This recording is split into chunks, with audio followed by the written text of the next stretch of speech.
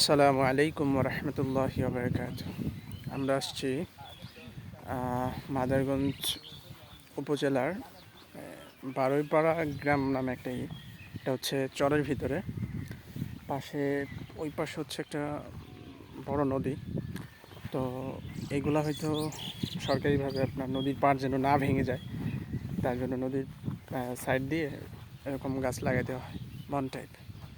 তো গাছগুলো দেখতে পাচ্ছেন কত সুন্দর দেখা যাচ্ছে। এটা হচ্ছে যদি এখানে পানি থাকতো, বন্যার সময় নৌকায় যদি আমরা আসতাম, তাহলে হয়তো দেখা যেত এটা হচ্ছে গরিবের রাতের গোল, তাই না? রাতের গোলের গাছগুলো তো এরকম বন্যার টাইমে দেখা যাবে যদি নৌকা নিয়ে এখানে আসলে মানে যে একটা ফিল পাবেন, অন্য কোথাও হয়তো পাবেন না। তো দেখতে পাচ্ছেন যে এগুলা গাছ একটা উল্টে পড়ে আছে। তো আমি একটু চেষ্টা করি উপরে ওঠার জন্য, মানে এটা বলে কি পাকনামি পর্ব 3.0। তো এই উপরের দিকে উঠতেছি।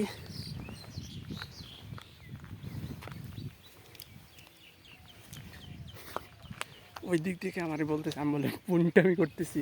তো যাই হোক, এটা হচ্ছে গ্রাম্য ভাষার একটা গালি, পুংটামি। সো আর একটু বেশি করি। ওই যে কিছু ভাই দেখতে পাচ্ছেন, ওরাও ভিডিও করতেছে, মুইও করতেছি। তো অসাধারণ একটা ভিউ। এটা হচ্ছে আমাদের দিনী ভাই, তারেক ভাই।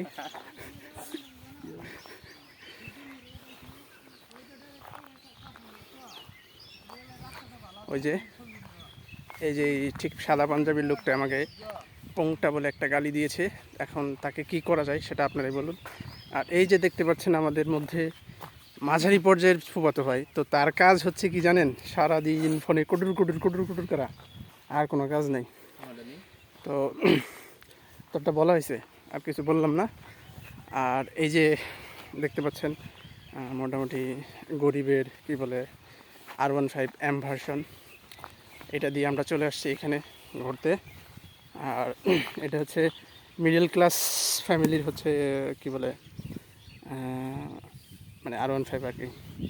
তো আজকের ব্লগটা আমরা এখানেই শেষ করছি, আবারও দেখা হবে অন্য কোথাও। আসসালামু আলাইকুম।